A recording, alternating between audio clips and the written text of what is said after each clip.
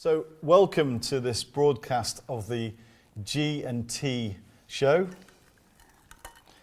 I'm Guy Bartlett, I'm the founder of the Business Buyers Club, and sat with me is my good friend and colleague Terry Gormley, who's the founder of the Mindshaper Academy. And between us we run programs educating business owners, entrepreneurs and investors in how to buy companies.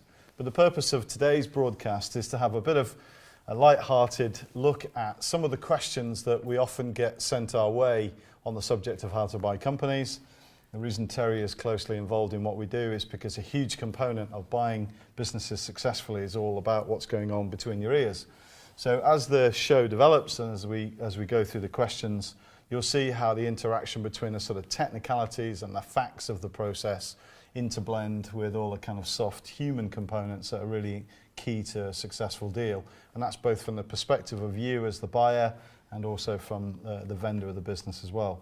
So to make the process easy, we've got some questions that our viewers and colleagues have sent in previously, so we're just going to kind of work through those today. So Terry, do you want to introduce the first question? Okay, well, before I introduce the first question, I think it's really nice if you have any questions for us, because this is about you guys, but if you guys do have any questions, please, we love helping. But shall we just get straight on to it? Yeah, let's go for it, yeah. So here's the first question then. And I think this is probably one of the frequently asked questions that we get, the most frequently asked questions, and it's two parts, so I'll ask it one part at a time, Guy, and we'll go from that. So what are the benefits of buying a profitable company without any of your own personal capital over, there's some people out there that teach buying a troubled company for £1 and then fixing it and flipping it. So what are the benefits? Yeah, so from my own personal experience, as some of you will know, I've bought both profitable companies and companies that are in distress and done the turnaround route. And so I'm really speaking from my own personal experience. Let me give you an example. So a business that had a really good order book, strong order book, good customers, plenty of margin in the orders, but two owners of the company that had kind of fallen out with each other. One wanted to leave, basically even left the country, and a demoralised workforce, and the remaining owner of the business really struggling to kind of get it going and figure out what to do. And they tried selling it, that had failed. The whole thing was kind of slowly just imploding really.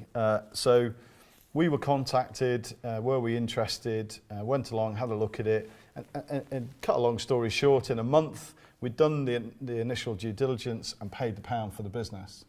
What then followed was a turnaround process. So we spent the next 8 months fixing the business. First thing that happened was the suppliers who previously had all said, yeah, we'll support the business, then reduced down the credit limits. So we had to refinance the deal from within the first month of buying the company. And then we got a measure of support with suppliers, but that was always hard work. The buying team, were constantly kind of, I need this, and trying to generate the additional cash because our credit limits were squeezed. So there's lots of squeezes going on all over the place, and you had a mixture of workforce, some of whom were up for it. It's like, okay, new energy, let's do this, and then others that were kind of like, and it was really culturally, it was a challenge as well. Yeah.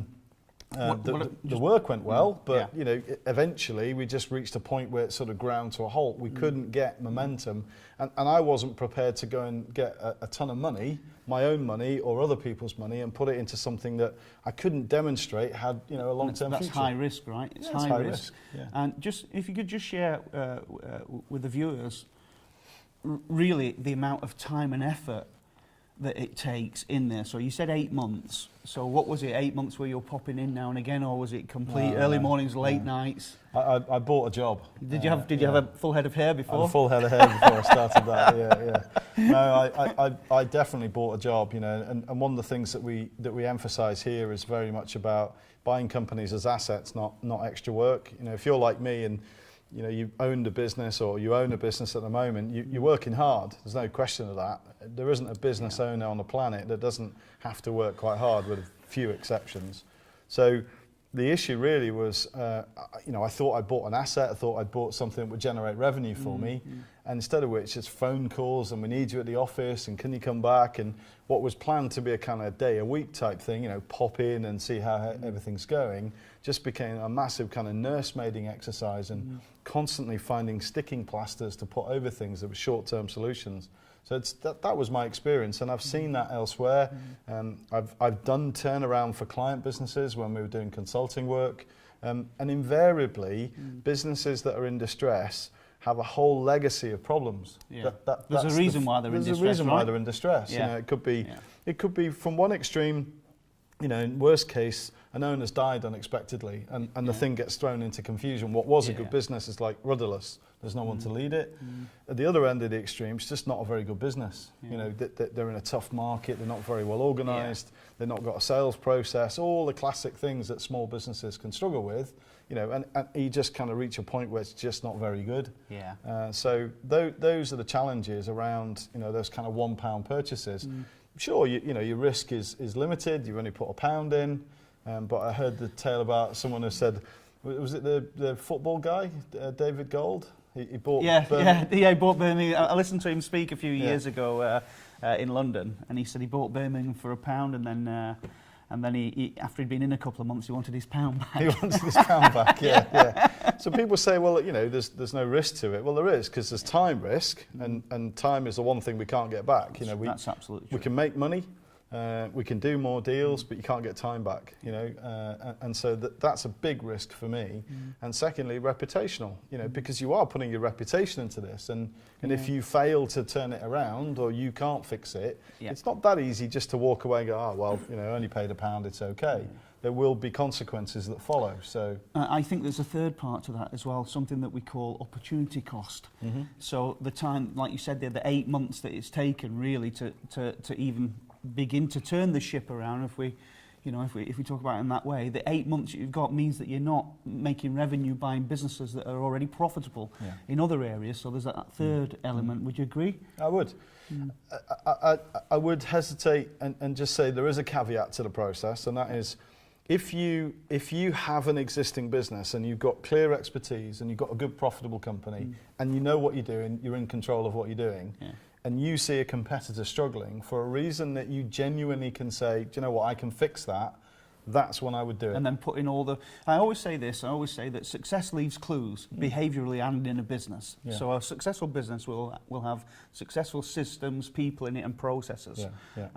However, a business that isn't so successful will not have these processes and will be high leveled on people. And I think that's exactly... But even in those situations, again, in my experience, both myself and working with lots and lots of business owners over the course of time, everything takes longer than you think, and everything costs more than you think. So whenever you look at something, what seems like an easy opportunity, it just never is. It could be easier, but not. It's not always a panacea to a way forward. But nonetheless, I wouldn't say that there isn't a role for that kind of purchase. But our philosophy is, do you know what? For the time that you spend doing that, you might as well go and find a profitable company that doesn't have any problems. Which is a great segue and leading in very lovely to the second part of the question, which is how it's a quicker way to grow your business. Like if you buy an already successful business, is it great that it is... it's much quicker to buy a business that's successful and then grow it organically. So the question is around growing something organically, and I know you've got a lot of experience in starting from scratch, and so if you kind of share that with the viewers. Yeah, so I've grown 3 separate 7-figure businesses from scratch, basically. So that's what I call the organic route, and it's hard work. So it can be quite rewarding, can be interesting, can be fun, but it's hard work, and that constant search for more sales. When you get more sales, you need more staff.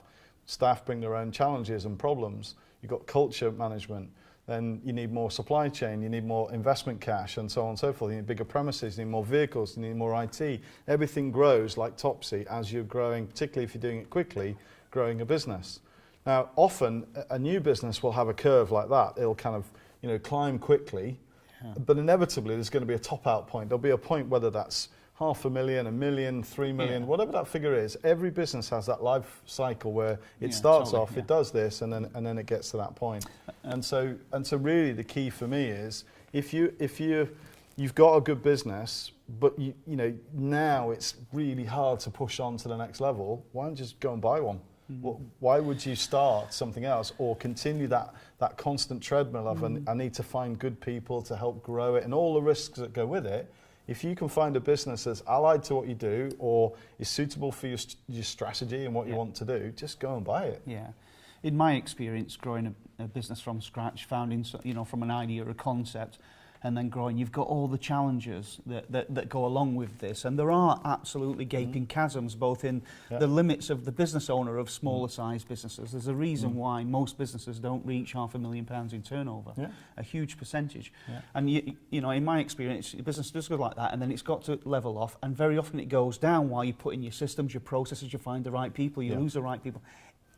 And you're changing your systems all the time, because if you started from scratch, you're finding out what works and what doesn't, and it's really time consuming. Hugely, and it's not just time consuming; it's headspace consuming. Totally, yeah. You know, my experience of business owners and myself, and I know you've been there, and plenty of the people that we've worked with over the course of time, their business is an all-consuming animal.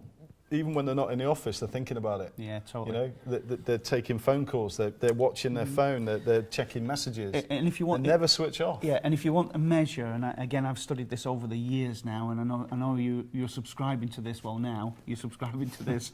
I really believe. It's taken a couple of years. I really believe that. That business owners must have a clarity break, and what I mean by that is the most successful business owners that I know are the ones that take the most time off. They go on holiday. It's like a time where you refresh. Where when you're a struggling business, you see the business owners are very, very low on energy, and they're flat, and they lose almost the will to live because they're never having holidays. I can't do that because of this. I can't do that because of this, and all, you know. And actually, a thought's just come to mind talking about one of our members who, you know, joined us with a really successful business, great strategy to expand through acquisition and so on. In fact, deferred one of the programs because he just won a big contract. Yeah. And the next Absolutely. time I spoke to him, he was like, "I'm looking forward to you coming back." He's like, "I've just been hit with a fraud in my business." Yeah. So now he's doing 14-hour days, you know, to fix that. It's a classic example of Totally, great business, nothing wrong with it, but he's got a problem. Why? Because a human being in his business has ripped him off. You know, these things happen. So I'm not saying that acquiring businesses is complete insulation, but it's a cracking way of doing it. Totally. So let's just talk through that a bit at where. So you buy a business. What can you expect when you buy a really quite successful business? Let's say that, you know, the business is doing 1 or 2 or more millions EBITDA per year. What can you expect? Well, the key things really, and we advocate, as you know, is a philosophy that says, okay, in order to do the deal, I'm going to put time and effort, and I'm going to bring resources to bear, my team of experts, my panel of funders, etc. So I'm expecting and deserve to get paid a fee to complete that deal, almost as if I'm my own corporate finance team. This is something I couldn't, when I first learned what you did in the Business Buyers Club, I couldn't get my head around it. You do a deal and then you pay yourself for doing the deal. It was like, well, okay, but you're acquiring but I'm bought the company. It's my company now. But yeah, I've got to reward myself for the effort I put into it. And I know most of the people when they come in the club, because I have a lot of experience now. Most of the people were like, feel a bit, you know, I shouldn't really take, you know, sort of. Well, everybody else in the food chain does. They do. They're not shy of charging and I think a fee that's for, what people do in their mind. They're like, well, hang on, you know, the solicitors, the lawyers, the funders. Oh my God, the funders, 6-figure sums. It's like, oh my God. So if it's good, then it's just balancing it. Correct. Yeah. And then the second component is, and I've made lots of mistakes over the course of time in terms of buying companies really for cash flow and not for long-term value. So my strategy is very clear. It's what we teach is buy, hold, improve, and then sell, because the value is huge compared to, you know, just doing a buy and a flip.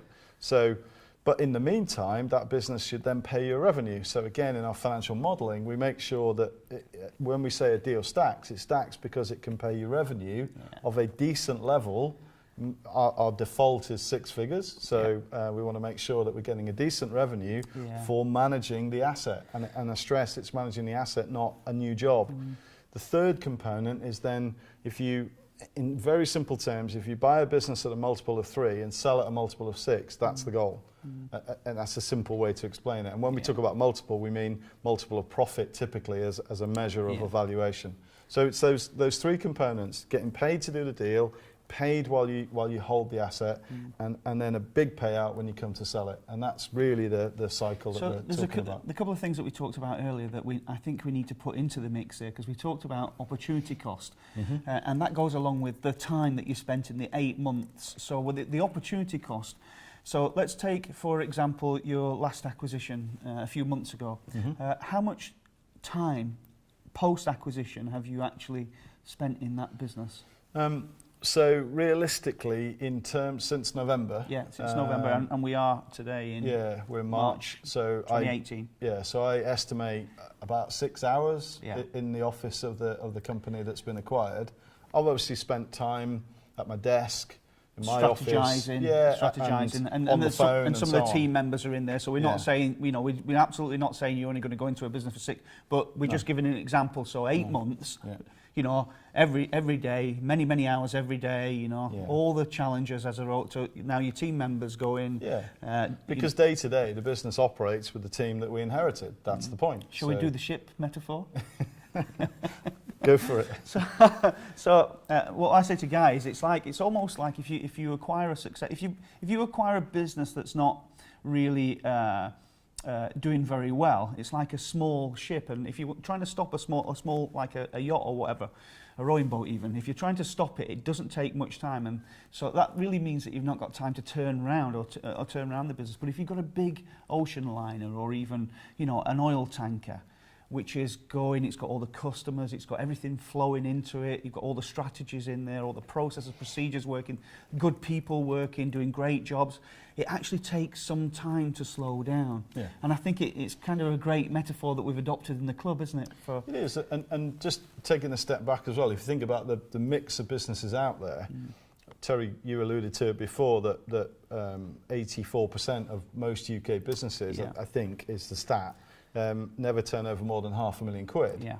And then obviously that remaining 16% also includes the FTSE 100, the big corporates and so on. So in the middle, there is a group of businesses, owner-managed businesses, that we're interested in. That's the kind of the target. And out of that lot, most of those are owned by older people who've been in business for 10, 15, 20 years, and they wake up one day, they paid the house off, paid the holiday home off, put the kids to university, and it's like, what are we going to do now? We're approaching our salad days.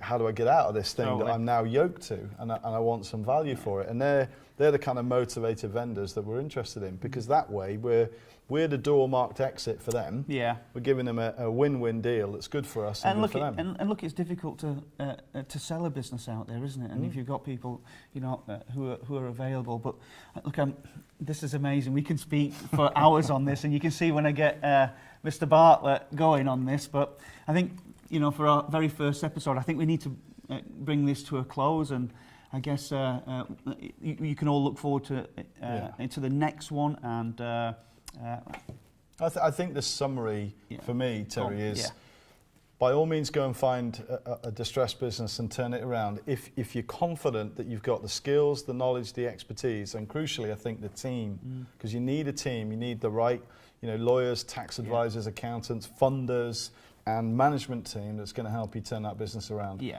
It's too beguiling to think you can just buy it for £1 and it'll be fine. The flip side is, and it's not easy, it takes a process, but you can find lots of good, profitable businesses that are more like the ship analogy, that are going to sail along, and it gives you time to get your feet under the table and enjoy the fruits of the asset. So that's the message really for this broadcast, just to give you that kind of comparison between the idea of what seems like an easy option to the longer term, more beneficial financial freedom option of buying good, profitable companies. So thanks for your input, and I hope you enjoyed it, and here's to the next G&T. And remember, click subscribe, and ask some questions. Cheers, guys. Cheers.